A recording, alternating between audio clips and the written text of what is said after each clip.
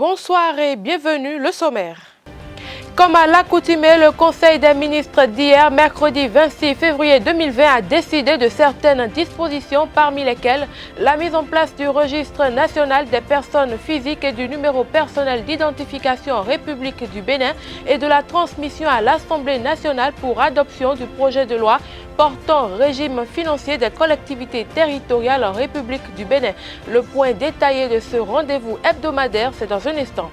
En ce mois de février, mois de la commémoration du 30e anniversaire de la conférence des forces vives de la nation, plusieurs citoyens béninois s'en souviennent encore, comme si c'était hier. Nous vous proposerons justement au cours de ce journal de suivre à ce sujet un acteur important de l'historique conférence. Il s'agira de Maître Robert Dossou. En prélude à la pré-COP 26 qui aura lieu à Glasgow en Écosse cette année et également pour harmoniser les positions des communes francophones d'Afrique. À la COP 26, le ministre d'État chargé du plan et du développement, Abdoulaye Biotchane, a procédé ce 27 février à l'ouverture de la rencontre des collectivités territoriales sur l'agenda du climat au Golden Tulip Hotel de Cotonou.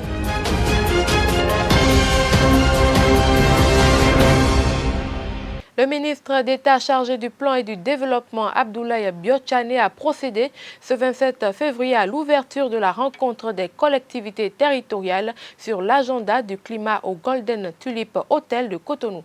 Il s'agit de la pré-COP 26 pour harmoniser les positions des communes francophones d'Afrique à la COP 26 qui aura lieu à Glasgow en Écosse cette année. Carles Kitome a assisté à la cérémonie de lancement de cet événement. Voici son compte rendu. La salle Madiba du Golden Tulip Hotel de Cotonou accueille depuis ce matin la rencontre des collectivités sur l'agenda du climat. À l'ouverture de ces travaux, le ministre d'État chargé du plan de développement, Abdoulaye Biotchane, a rappelé l'investissement du Bénin en ce qui concerne les changements climatiques. Mesdames et messieurs, si la question de la préservation de notre environnement est devenue une préoccupation de tous les instants, c'est parce qu'elle est devenue l'affaire de tous. Nous avons donc pris conscience que chaque couche de la société doit jouer sa partition. D'ailleurs, plusieurs études ont souligné que plus de 80% des décisions liées à l'action contre le réchauffement de la planète se prennent à l'échelle des territoires, des autorités locales et régionales. Le gouvernement du Bénin et notre président de la République, le président Patrice Talon, se félicitent de voir les pays membres des cités et gouvernements des pays d'Afrique prendre activement part à ce mouvement d'ensemble contre le réchauffement climatique. L'urgence climatique en Afrique, ce sont les États qui s'engagent et ce sont les citoyens qui s'accordent. Et en tant qu'autorité locale, vous êtes l'interface agissante entre le citoyen et l'État, entre le local et le global. C'est donc dire l'importance considérable de votre rôle pour le succès de l'effort immense qui commence et qui concerne chacun d'entre nous dans nos pays et sur l'ensemble du continent africain. Mesdames et messieurs les maires, nous comptons sur vous, nous comptons sur votre détermination pour réussir cette lutte commune. C'est la lutte de tous les citoyens. Plein succès à votre forum. La chargée d'affaires AI de la délégation de l'Union européenne au Bénin, Véronique Jensen, a insisté sur les raisons qui ont motivé le choix du Bénin pour abriter cet événement. Dans ce contexte, l'Union européenne est aux côtés des autorités béninoises dans ce combat, avec un important programme sectoriel qui vise à dynamiser le secteur agricole et avec la construction d'une centrale photovoltaïque de 25 MW cofinancée avec l'Agence française de développement. La promotion de l'énergie durable et l'efficacité énergétique sont en effet essentielles pour lutter contre le changement climatique et générer une croissance verte. L'Union européenne est convaincue que les collectivités territoriales ont un rôle central à jouer en vue de relever les défis énergétiques et climatiques.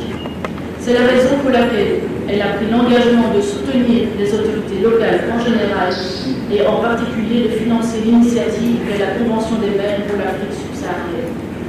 Cette initiative soutient les villes subsahariennes dans leurs efforts pour assurer l'accès à l'énergie propre, l'atténuation du changement climatique et l'adaptation à ce dernier. Cette rencontre de 2 jours s'achève demain 28 février 2020. Elle a connu la signature par tous les maires du Bénin du document qui consacre leur adhésion aux engagements pris par le Bénin. À l'occasion de ce lancement, la chargée des affaires AI de la délégation de l'Union européenne au Bénin, Véronique Janssen, institution qui finance cette activité, exprime l'intérêt porté par l'Europe sur cette initiative et reconnaît les efforts consentis par les Béninoises en la matière. Elle est toujours au micro de Carles Kitome. C'est par exemple l'érosion des côtes qui menace la population locale. Ce sont les pluies tardives qui perdurent les semences, ou encore la sécheresse qui entraîne la disparition des récoltes, de la faune et de la flore et qui engendre l'appauvrissement des terres agricoles. Le changement climatique constitue aussi une menace à la paix et à la sécurité. Il multiplie les risques d'instabilité géopolitique, affectant en particulier les pays les plus vulnérables, avec des impacts dévastateurs allant de l'instabilité politique à l'insécurité alimentaire, aux faiblesses économiques et au déplacement massif des populations. Agir contre le changement climatique est donc agir en faveur de toute la population, qu'elle soit urbaine ou rurale. Et puisqu'il s'agit d'un défi sur le long terme, agir maintenant est également agir en faveur de la jeunesse, puisque c'est elle qui payera le prix plus tard pour l'inaction dont on ferait preuve maintenant. Je félicite les autorités béninoises pour l'intégration de ces dynamiques et leur compromis pour atteindre les objectifs de l'accord de Paris via la contribution déterminée au niveau national.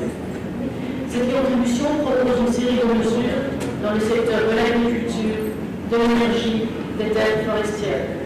Elle prévoit notamment l'introduction des techniques agricoles améliorées qui diminuent l'utilisation de fertilisateurs chimiques. Elle favorise la promotion des sources d'énergie renouvelable et la diminution de la consommation de bois énergie. Elle soutient les efforts de reforestation et de reboisement, ainsi que l'assainissement des lacs. Avec le Green Deal, le pacte vert pour l'Europe, l'Union européenne, en tant qu'acteur mondial de premier plan, s'est engagée à travailler avec l'Afrique afin de placer les enjeux liés au climat et à l'environnement au centre de nos relations. Dans ce contexte, l'Union européenne est aux côtés des autorités béninoises dans ce combat, avec un important programme sectoriel qui vise à dynamiser le secteur agricole et avec la construction d'une centrale photovoltaïque de 25 MW cofinancée avec l'Agence française de développement. La promotion de l'énergie durable et l'efficacité énergétique sont en effet essentielles pour lutter contre le changement climatique et générer une croissance verte. L'Union européenne est convaincue que les collectivités territoriales ont un rôle central à jouer en vue de relever les défis énergétiques et climatiques.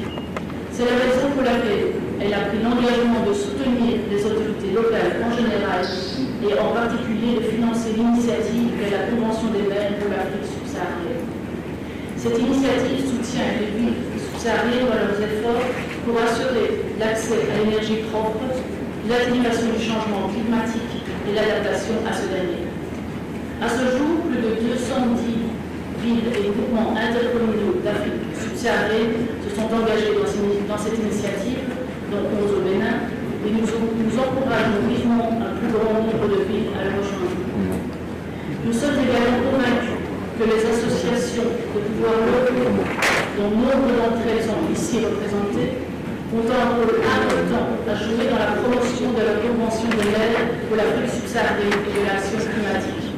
À l'ouverture des travaux de l'atelier de revue du plan budgétisé du ministère de l'Agriculture, de la Pêche et de l'Élevage 4e trimestre 2019, le représentant du ministre de l'Agriculture, directeur adjoint du cabinet du ministre Abdoulaye Toko, a demandé dans son discours aux différentes parties concernées de faire diligence à leur niveau afin que l'atelier puisse dans les prochains jours tenir à temps. Il n'a pas manqué de faire le point des différents investissements qui sont mis dans les différents secteurs du ministère. Suivons-le au micro de Jacques Maouyon d'Almeida. C'est avec un réel plaisir que je prends la parole à l'occasion de la revue du PDA du ministère de l'Agriculture, de l'Élevage et de la Pêche au 4e trimestre 2019 pour vous souhaiter la bienvenue en ces lieux désormais devenus familiers pour cette activité. qu'il vous souvienne, le jeudi 19 décembre 2019, dans cette même salle de conférence de l'Infosec de Cotonou, nous avions organisé la revue au 3e trimestre du plan de travail annuel budgétisé 2019 de notre ministère. C'est dans le même contexte donc, de réduction de comptes que nous tenons ce jour, jeudi 27 février 2020, la dernière revue de performance des structures de notre département ministériel au titre de l'exercice budgétaire 2019. Ainsi, sur 4 sessions dans cet exercice, nous avons pu organiser 2 sessions des revues à bonne date. Je n'en ferai pas donc de commentaires parce que le DAPP tout à l'heure, dans son mot introductif ADA, tout expliqué. Il est bon que chacun joue sa partition, produise les documents qu'il faut afin que ces revues se tiennent à bonne date avec donc des intrants et matériaux de qualité. La lecture des réalisations au 31 décembre 2019 permet de tirer les grandes tendances ainsi qu'elles suivent. Pour l'année 2019, sur une dotation annuelle de 74 642 francs, un montant d'environ 64 300 milliards, excusez-moi s'il vous plaît, a été engagé au 31 décembre 2019, soit un taux d'engagement de 82,5,71% contre 65,15% au 31 décembre 2018, ce qui dégage un écart positif de près de 21 points. Quant aux ordonnancements, ils sont évalués à plus de 58 milliards 784 408 francs CFA, soit un taux d'exécution de 78,25% contre 55,59% enregistré au 4e trimestre 2018, ce qui induit une hausse de plus de 22 points.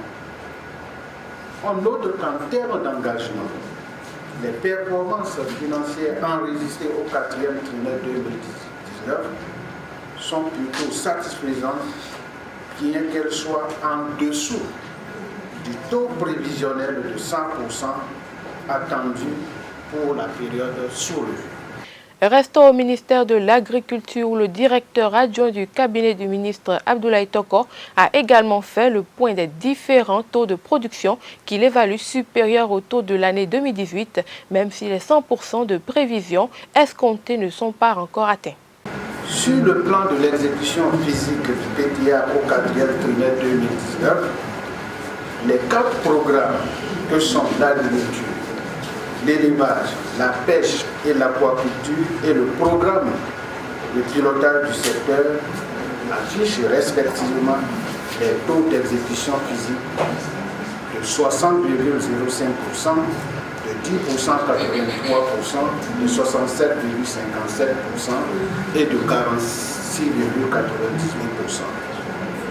Vous notez que l'aquaculture nous semble être un parent pauvre.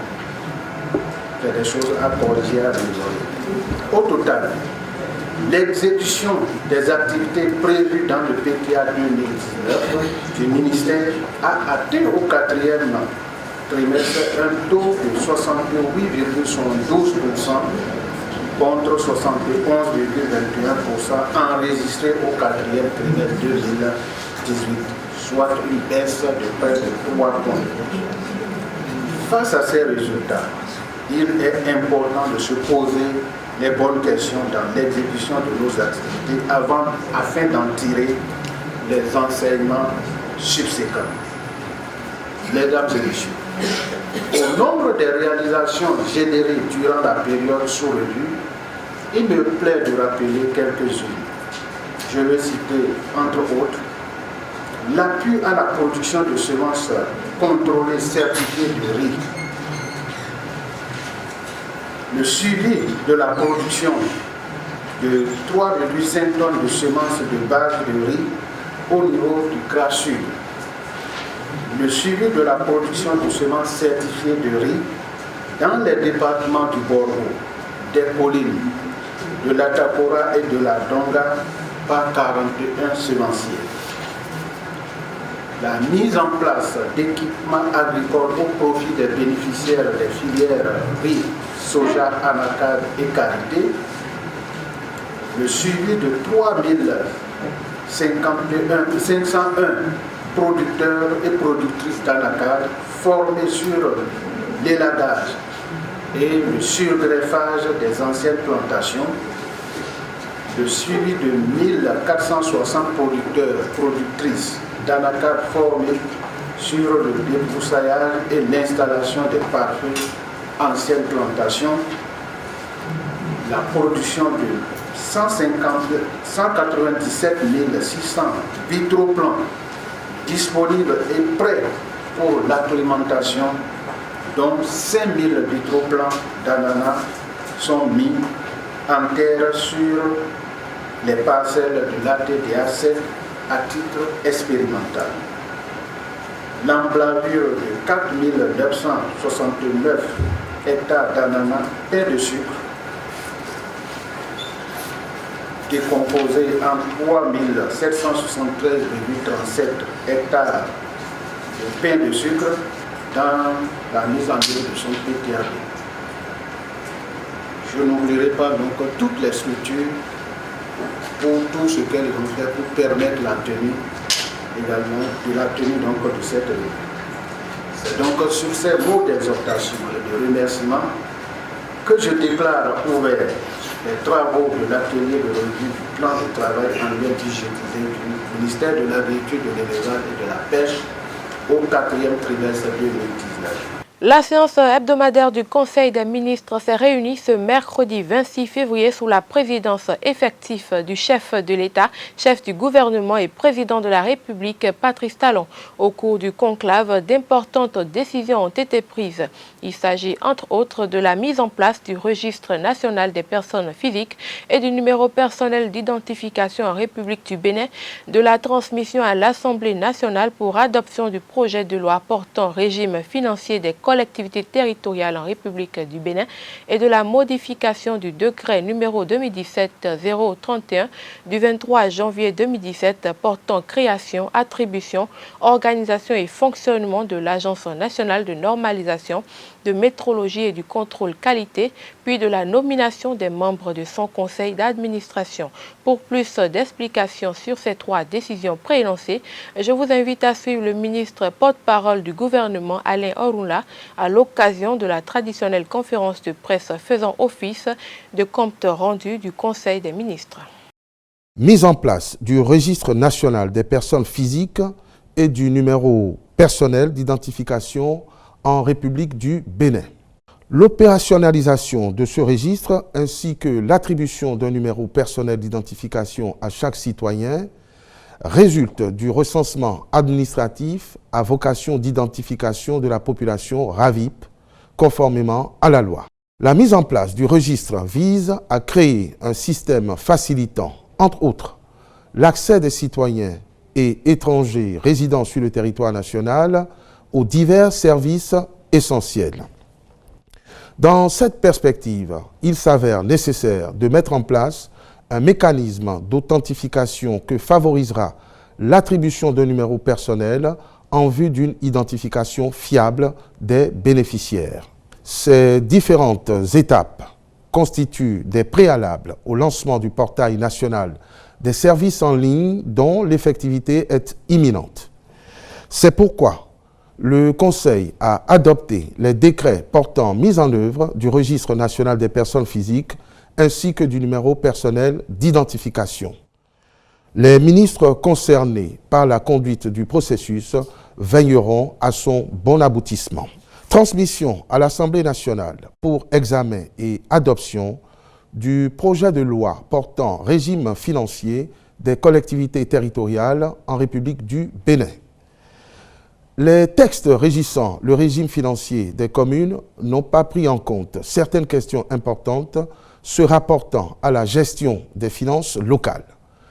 Les divers guides élaborés par la suite en vue de combler le vide ont eu pour effet de provoquer une multiplicité de textes qui ne permettent pas d'avoir une vue univoque sur le sujet.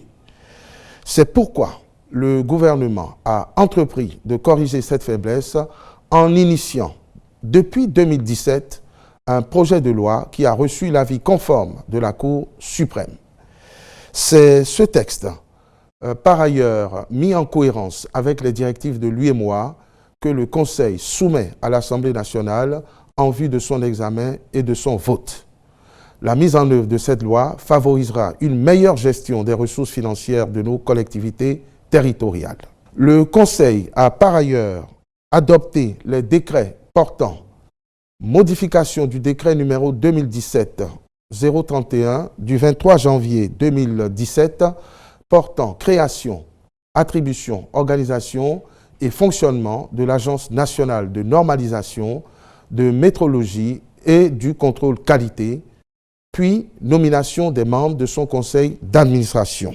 Au titre des communications, adhésion du Bénin au programme de pont de commerce arabo-africain de la Société internationale islamique de financement du commerce, filiale du groupe de la Banque islamique de développement.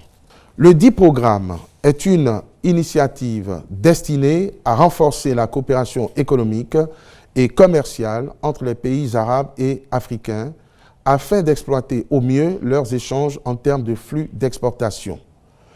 Outre les actions de promotion des exportateurs béninois, l'adhésion de notre pays à cette plateforme stratégique lui permettra notamment d'avoir un appui financier et technique pour les événements organisés pour promouvoir les échanges commerciaux entre les pays concernés, des formations spécialisées dans le domaine du commerce international liées à l'exportation.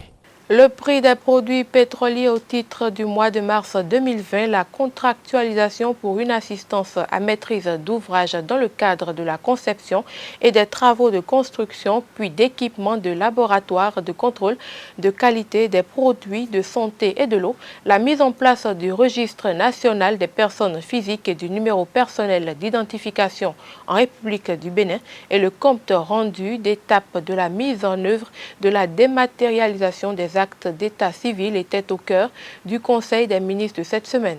Je vous invite à suivre à nouveau le ministre de la Communication et de la Poste et porte-parole du gouvernement, Alain Orunla.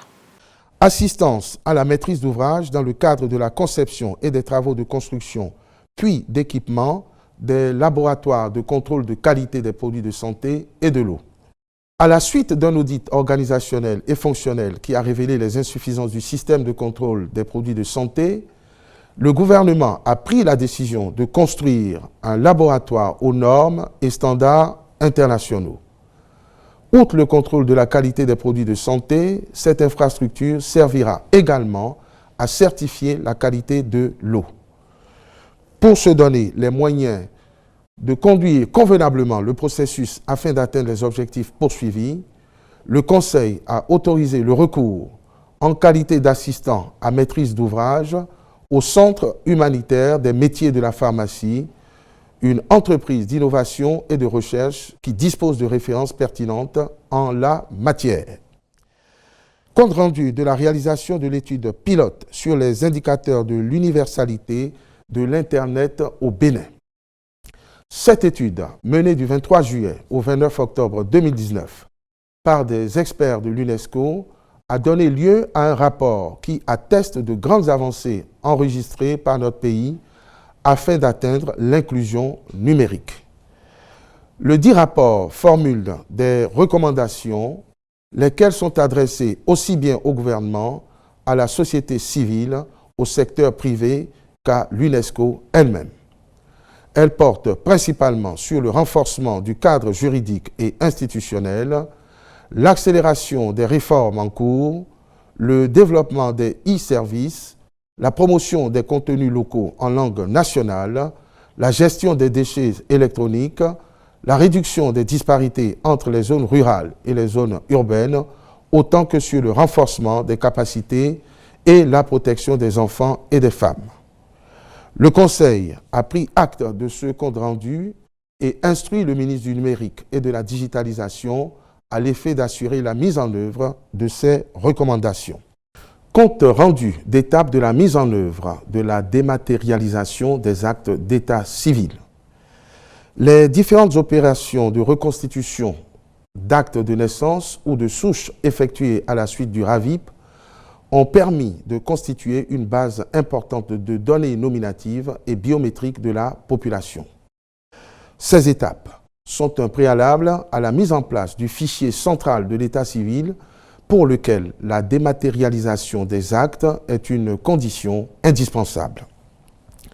À l'issue des travaux de numérisation, les résultats bruts ont permis de dénombrer 14 336 243 actes d'état civil, dont 13 808 367 actes de naissance, 309 028 actes de décès et 218 848 actes de mariage.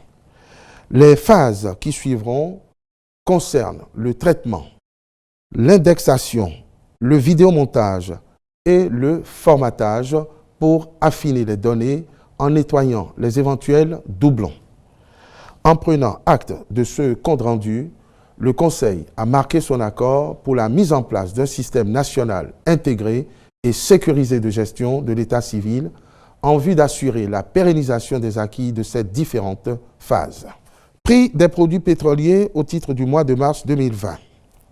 En application du mécanisme d'ajustement, les prix à la pompe au titre du mois de mars 2020 se présentent ainsi qu'il suit. Essence, 505 francs le litre. Pétrole, 510 francs le litre. Gasoil, 520 francs le litre. Gaz domestique, 545 francs. Il y a 30 ans, les forces vives du Bénin étaient en conférence nationale à l'hôtel PLM Alédio de Cotonou. Pendant 10 jours, du 19 au 28 février 1990, les représentants de différentes sensibilités de la nation vont écrire une nouvelle histoire de leur pays, alors dirigé par Mathieu Kérékou au pouvoir depuis le coup d'État du 26 octobre 1972. L'issue de la conférence fut principalement l'adoption de la Constitution du 11 décembre 1990. Retour sur quelques événements importants du déroulement de l'historique rencontre avec le bâtonnier Robert Dossou, président du comité préparatoire des dites assises. Il est au micro d'Abdelkader Achirou. À l'heure de ces assises, j'ai canalisé beaucoup de choses en coulisses. Déjà au niveau de la préparation, il a fallu énormément anticiper. Et je maintiens que si le comité national préparatoire que j'ai eu l'honneur de présider n'a pas anticipé, cette conférence n'allait même pas se réunir. Parce que certains disaient qu'ils n'allaient pas venir, d'autres lançaient un mot d'ordre pour que les gens ne viennent pas.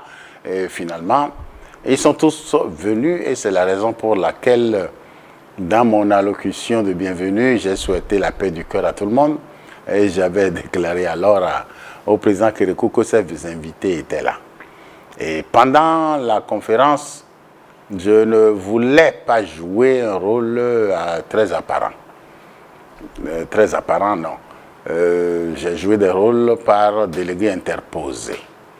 Parce que la suspicion était là avant l'ouverture. Comme les 8 membres du comité préparatoire étaient tous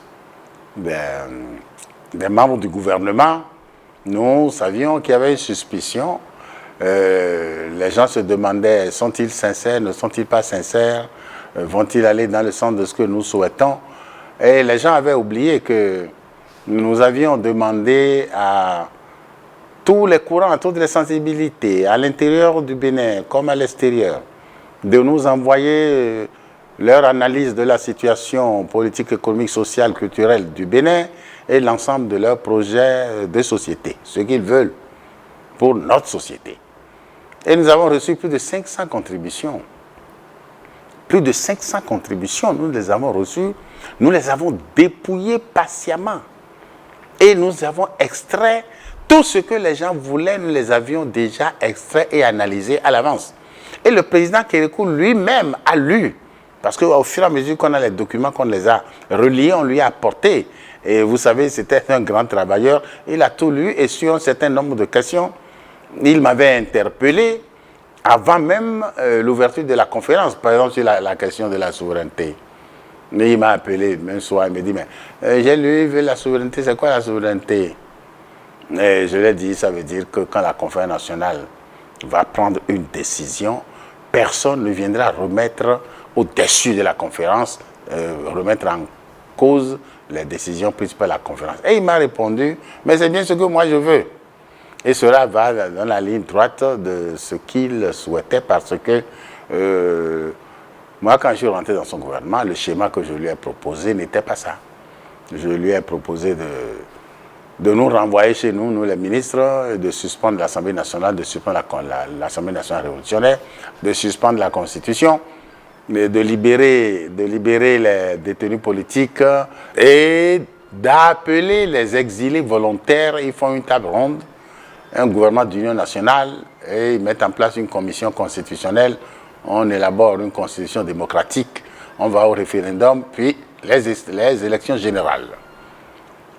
Il m'avait regardé, il m'a dit que lui ne peut pas. Temporisant, parfois, et bien souvent par personne interposée, quand des gens, j'apprends que des gens veulent allumer un feu à la conférence nationale, je passais par d'autres personnes pour aller éteindre le feu, et les plus grands pompiers. Ceux qui ont joué le rôle de grands pompiers à cette conférence nationale, c'était Monseigneur de Souza d'un côté et les anciens présidents de la République. Et il y a eu des questions extrêmement pointues et très graves que nous n'avons pas révélées aux gens, mais que nous avons réglées en catimini avec les anciens présidents de la République. Et ce, avant même que Monseigneur de Souza ne fut appelé à présider le présidium même de la conférence nationale. C'est lorsqu'on était... On venait d'ouvrir et on avait mis en place le présidium de doyen Biokou, paix à son âme. Et il s'est révélé des choses extrêmement graves que nous avons réglées avec les anciens présidents de la République, que je m'en suis ouvert après. J'ai rendu compte au président de la République, à Mathieu Kérékou, qui m'a demandé, est-ce que vous n'avez pas vu les anciens présidents de la République? Oui, c'est avec eux, et c'est eux qui ont trouvé la solution de sagesse. Donc tout au long, jusqu'à la fin, il y a eu des pompiers, et toutes les tentatives d'incendiaires, toutes ces tentatives ont échoué. Voici à présent, avant de refermer cette édition, la page sport. L'équipe nationale de football des moins de 23 ans du Bénin poursuit sa préparation en prélude au tournoi de l'Union des fédérations ouest-africaines de football. Les hommes de Bruno Goudjor ont été accrochés ce mercredi en amical par la sélection locale du Tchad sur le score d'un but partout au stade Charles de Gaulle de Porto-Novo. Reportage Setondé Larios Adjaboueno. Contrôle raté, mauvaise passe, manque de concentration. Après une entame de match difficile, les écureuils espoirs sont menés au score au bout de 2 minutes par les Sao locaux du Tchad. Djibril Baki, Babatori Douyeme, d'une lourde frappe lobée des 25 mètres.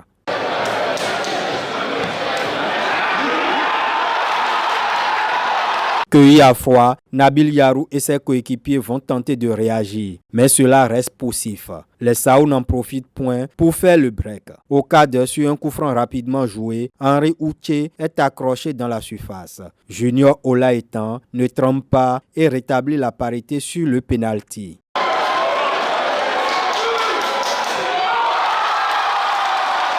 Juste avant la pause, les Sao sont réduits à 10 suite à l'expulsion de Ngakoudal Brahim. L'expulsion, elle est méritée, mais je ne savais pas qu'au Bénin, on pouvait jouer avec les mains. Au retour des vestiaires, le score ne va pas évoluer jusqu'à la fin du temps réglementaire, malgré les opportunités obtenues de part et d'autre. Un but partout. Le sélectionneur tchadien, Emmanuel Prégoat, se satisfait de la prestation de ses poulains et émet des doutes à propos des décisions arbitrales. Pour nous, c'est un bon résultat parce qu'on a On a fait match nul, donc on espérait faire mieux, mais on a joué plus de 45 minutes à 10, donc c'est compliqué. Et en face, c'était une belle équipe, c'est une belle équipe de U23. Nous, on n'est pas beaucoup plus vieux, hein. J'ai un ou deux joueurs qui ont un peu plus, mais les autres, j'avais des joueurs de 18, 20 ans. Donc voilà, non, c'était un bon match. Juste, je tenais à vous dire quand même que la prochaine fois qu'on viendra, c'est avec grand plaisir, mais que vous nous mettiez des vrais arbitres, parce que l'arbitre du centre, ça a été une catastrophe. Au-delà du résultat, ce match amical a permis au staff des écureuils d'intégrer de nouveaux joueurs tels que Nabil Yarou et Eric Akplogan à l'ossature de l'équipe et d'évaluer le travail abattu. Je pense que j'ai noté de la progression dans le jeu. Quand on prend les matchs passés, il y a de la progression. Seulement qu'aujourd'hui, il nous a manqué un peu le dernier geste. L'efficacité, il nous a manqué le dernier geste. Sinon, on aurait pu être à 2-1, 3-1. Vous savez, tout ce travail, et c'est dans le temps. On va continuer à travailler et je pense que l'avenir est prometteur. Les écureuils doivent donc se retirer dans leur nid pour corriger les imperfections afin d'être prêts pour le tournoi de l'UFOAB. Mesdames, Messieurs, ce sera tout pour cette édition. Merci de nous avoir suivis. Agréable soirée à chacun et à tous.